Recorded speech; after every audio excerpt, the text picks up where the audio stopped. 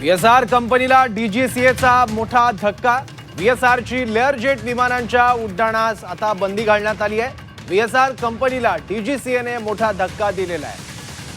अजित पवारांचा ज्या विमानात अपघात झाला होता ते विमान VSR या कंपनीचं होतं आणि रोहित पवार हे सातत्याने वेगवेगळ्या पत्रकार परिषदांच्या माध्यमातून VSR कंपनीवर प्रश्न उपस्थित करत होते।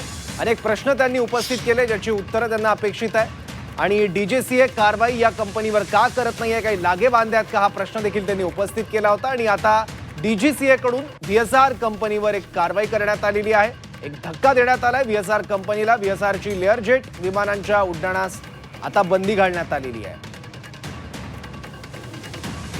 याबद्दल आणखी माहिती घेऊया, आपल्या प्रतिनिधी उर्वशी खोणा आपल्या सोबत आहे। उर्वशी, नक्कीच खूप मोठी कारवाई VSR व्हेंचर्स वर करण्यात आली आहे। सर्वात महत्त्वाचं म्हणजे जितक्या पण लेअर जेट 40-45 च्या विमानं आहेत त्यांना जेव्हापर्यंत त्यांचं उड्डाण योग्यता प्रमाणपत्र नाही मिळणार ते पुढच्या आदेशपर्यंत या सगळ्यांना स्थगित म्हणजेच त्यांच्या उड्डाणावरती बंदी करण्यात आली आहे।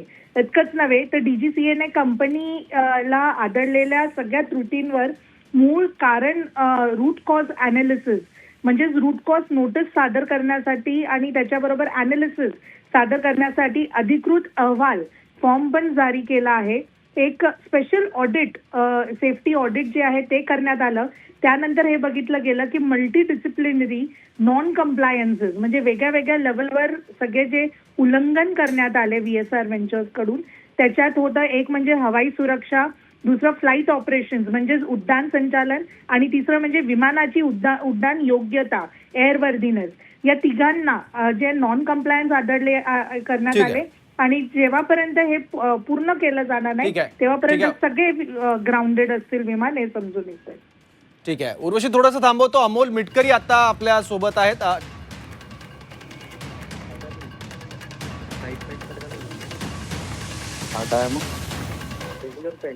सगळे